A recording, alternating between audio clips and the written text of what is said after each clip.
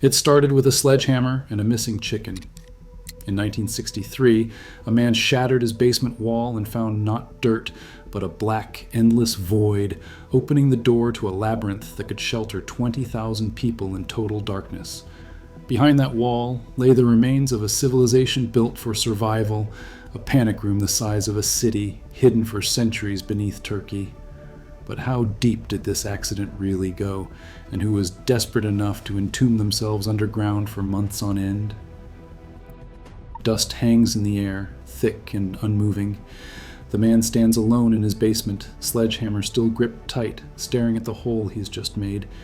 He expected stone, maybe a little damp earth. Instead, the wall gives way to blackness, a draft of cold air, the kind that does not belong in a house. Moments earlier, he had swung at the old masonry, chasing after the sound of chickens that had vanished from their pen. Now the silence is broken by the faint clatter of claws echoing from somewhere deep below. He shines a weak flashlight through the gap. The beam disappears into a tunnel, swallowing the light hole. The space behind the wall does not look like a cellar or a cistern. The floor is flat, carved from soft volcanic rock, and the ceiling arch is just high enough for a man to stoop. There's no sign of modern life, no pipes, no wires, no hint that anyone has set foot here in decades, maybe centuries. He calls out, but his voice bounces back, muffled and strange. The air feels colder than before, tinged with a scent of stone and something older, dust that has not moved in generations. He hesitates at the threshold, caught between the comfort of his home and the unknown that waits beyond the crumbling bricks. No one remembers his name. Not the neighbors, not the authorities who would arrive later. In the official records, he's just a homeowner, a resident of Derinkuyu, faced with the decision no one expects to make in their own basement: step into the dark or seal it up and forget. He chooses to push forward. Crawling through the opening, he finds a narrow corridor, barely wide enough for his shoulders. The walls are smooth, marked by the scars of ancient chisels. The tunnel slopes downward, leading away from the familiar world above.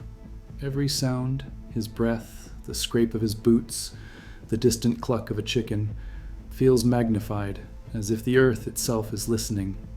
He does not know it yet, but this first step will ripple far beyond his quiet basement. The authorities will come soon, drawn by rumors of a hidden labyrinth. But for now, it is just one man, a sledgehammer, and the shock of a void that should not exist. An accident that cracks open not just a wall, but the memory of a city buried alive beneath the ground.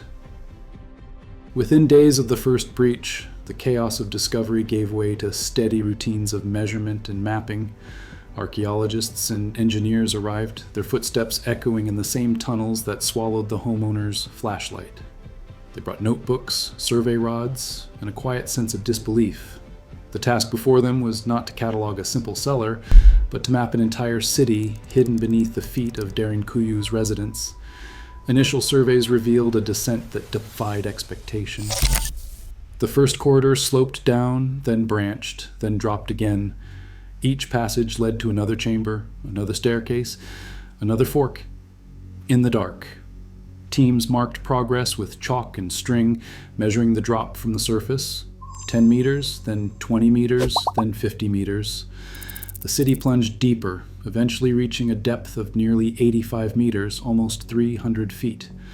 That is the height of a modern office tower, inverted and buried in the volcanic stone.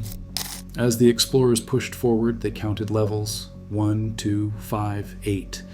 The further they went, the more the city seemed to multiply, stacking itself downward in a vertical labyrinth.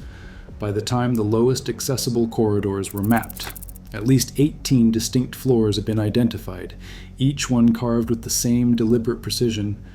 Some levels were blocked by cave-ins or piles of ancient debris, hinting at even greater depths still hidden from view. The scale was not just vertical. The city sprawled horizontally as well, a honeycomb of rooms, corridors, and communal spaces stretching under the town. Surveyors traced narrow passageways that snaked beneath modern homes and courtyards. In time, they identified more than 600 separate entrances, most of them disguised as ordinary doorways or covered by unremarkable slabs of stone. Each entrance was a secret kept by the earth itself, a hidden threshold between the ordinary world and the buried metropolis below. Capacity estimates grew with every new chamber. The city was not a shelter for a handful of fugitives, but a refuge built to sustain life on a massive scale. By the end of the first mapping campaigns, archaeologists believed Derinkuyu could have housed as many as 20,000 people, men, women, children, and livestock, together with the stores of food and water they would need to survive beneath the ground for weeks at a time. The numbers were staggering, but the evidence was undeniable. Derinkuyu was not a simple hideout. It was a city engineered for survival, a vertical world carved in anticipation of catastrophe, waiting in silence for the day it would be needed again. A city sealed under rock is only as strong as its next breath. In Derinkuyu, survival meant more than hiding. It meant building a machine out of stone that could keep 20,000 lungs working day after day in the dark. The Turkish name itself, Derinkuyu, means deep well, but it is more than a name. The heart of the city is a vertical shaft plunging down through the volcanic tuff like a spine. This shaft is not just for water, it is a lifeline, a passage for air, a silent engine that never stops running. Engineers crawling through the first levels found narrow ducts and hidden wells branching from the main shaft. Some of these wells still draw water from deep aquifers, their buckets passing through the old city without the villagers above ever knowing. But it is the AIR that stuns the experts. Even at the bottom, 80 meters below the surface, the air is cool and dry, no hint of rot, no suffocating heat. The walls breathe. The city inhales and exhales through a network of more than 50 shafts, some wide enough for a man to climb, others no bigger than a fist. Each shaft is angled and spaced to catch the smallest shift in wind or temperature. The secret is physics, not magic. Warm air from bodies and oil lamps rises up the central shaft, pulling fresh air down through side vents. This is the stack effect, an ancient principle, used here at a scale that rivals the ventilation systems of modern skyscrapers. The result, even with the stone doors sealed, even with thousands of people packed inside, is that the city does not choke. At every level, small ducts branch off the main shaft, feeding air to kitchens, sleeping chambers, and animal pens. Smoke from cook fires drifts upward and out, never pooling in the tunnels. Stale air is purged, replaced by the slow, steady draw of convection. A site engineer, flashlight in hand, once described standing in a chamber 5 stories down and feeling a faint breeze brush his face. A breath of wind born from the heat of 100 invisible lamps. He traced it back to a shaft that ran up, past the reach of his light all the way to the surface. In that moment, the logic of Derinkuyu became clear. This was not a tomb, it was a living system, tuned to the rhythms of air and water, built by people who understood that survival underground demanded more than walls. It demanded lungs of stone. The city's very name, Deep Well, remains a clue, carved into the language as surely as the shafts are carved into the earth. A fortress beneath the earth is only as safe as its doors. At Derinkuyu, security meant more than a locked entrance. It meant erasing the city itself from the eyes of the world above. The first defenders carved their solution straight from the volcanic tuff. Massive circular stones, each one taller than a man and weighing well over 1,000 pounds.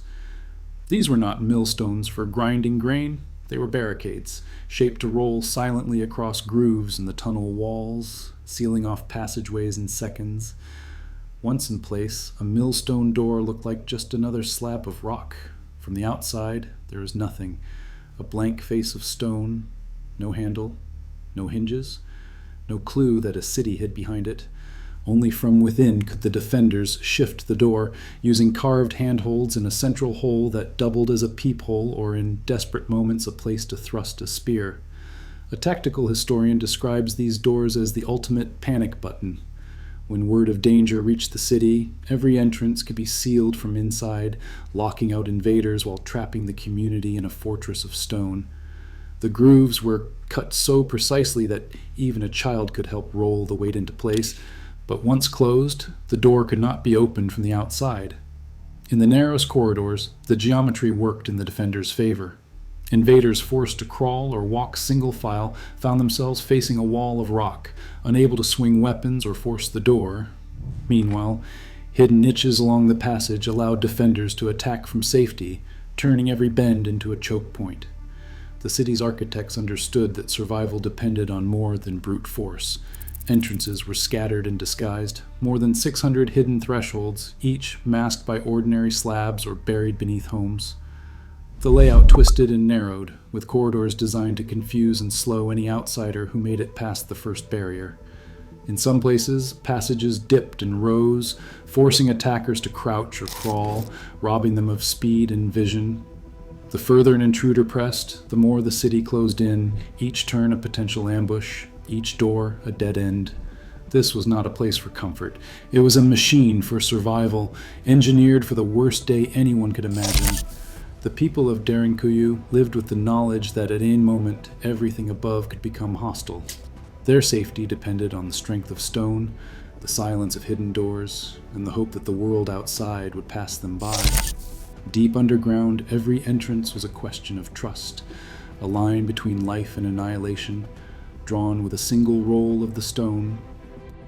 Underground, the world shrinks to stone, breath, and the flicker of oil lamps. Life in Derinkuyu was not a matter of waiting in silence. It was a daily struggle to keep the darkness at bay and the routine of a society intact, even as the earth pressed in from all sides. Every inch of space was measured and assigned. On the upper levels, stables held restless animals, goats, sheep, and chickens, housed close to the surface so their heat, noise, and smell would not seep down to the crowded chambers below. The floors were grooved and sloped to channel waste away, and feed troughs were carved directly into the walls. The presence of these stables is more than a footnote. It is proof that entire families and their livelihoods vanished underground together when danger threatened. A level below, the air thickens with the scent of aging grapes and pressed olives. Archaeologists have uncovered wine presses and oil presses, their basins still stained dark and their drains leading to storage jars, sealed in the cool, dry stone. In these rooms, people worked by lamplight, turning harvests into food that could last for months. The stone kept the temperature steady year after year, through siege and peace alike. Cellars lined with amphorae and bins of grain meant that hunger was held at bay, even as uncertainty ruled above. The city's engineers understood that survival depended on more than just hiding. It required a functioning economy, a way to preserve hope and normalcy through the rituals of work and meal. Communal kitchens and cafeterias, long, low rooms with benches carved into the walls, served as gathering points. Here, families shared bread and news, voices echoing off the barrel-vaulted ceilings. On one of the lower levels, a classroom stands frozen in time, a single chamber with a vaulted roof, benches for students, and a niche for a teacher or priest. Children learned to read and recite prayers as the muffled sounds of armies or storms filtered down from above. The presence of this schoolroom so deep underground is a silent testament to the resilience of a community that refused to let fear erase its future. Yet, beneath the routines, the psychological strain was constant. The lamps burned linseed oil, casting a weak yellow glow that barely pushed back the dark. The tunnels were narrow, the ceilings low, and the air, though fresh, was always tinged with the scent of stone and sweat. Crowded together, families endured weeks or months without sunlight, their sense of time blurring. Every sound, a cough, a whispered conversation, the distant clatter of hooves carried through the stone, amplifying both comfort and anxiety. In Derinkuyu, survival was measured not just in days, but in the ability to hold on to humanity while the world above raged and changed. For centuries, Cappadocia was a crossroads of conflict. Persian armies, Roman legions, Byzantine and Arab forces, and Mongol horsemen all swept through these plains, each invasion driving the people deeper underground. Survival here meant vanishing beneath the earth when the world above turned hostile. Derinkuyu emerged as a direct answer to that relentless threat. Its tunnels carved to outlast siege and violence, its passages shaped so an entire community could disappear and remain hidden. Entrances were tucked beneath ordinary homes with massive rolling stone doors, ready to seal off escape routes at a moment's notice. The city was built to be invisible. Its design favored concealment over comfort, so the fields above could look ordinary, while whole populations lived in waiting beneath the soil. Literary clues fill the gaps where chronicles fall silent.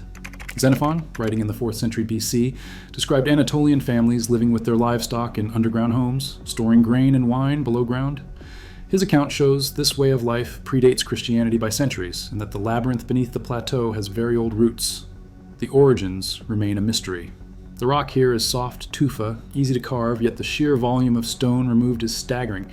That much spoil should have left visible piles, but no such mountains of debris have ever been found. Some researchers suggest spoil was carried away in baskets and scattered over fields across generations, but the missing millions of tons remain unexplained. Derinkuyu was never isolated. Archaeologists have mapped a tunnel nearly 5 miles long that links Derinkuyu to Kaimakli, another underground city. Blocked now by centuries of collapse and debris, that passage hints at a vast subterranean network, a hidden superhighway that could have let thousands move unseen during times of danger. Only about 10% of Derinkuyu is accessible today. The rest is lost to cave-ins or remains unexplored. In 2014, construction workers in Nevzahir uncovered a new underground complex, possibly even larger than Derinkuyu. Each discovery raises more questions. How many more cities lie buried beneath the plateau? What secrets are still sealed in the dark, waiting for the next accidental breach? Every tunnel and every vanished stone is a record of lives lived in the shadow of invasion. The war corridor above shaped the labyrinth below. The mysteries of Derinkuyu endure, written in spaces no one can see. Derinkuyu still hides more than it reveals. Less than 10% of it is open, and new tunnels are discovered to this day. As conflict and uncertainty push people to seek safety underground again, these ancient labyrinths remind us fear shapes cities as much as hope. The urge to vanish beneath the surface endures. What would you do if the world above turned hostile? Let us know your survival plan in the comments below.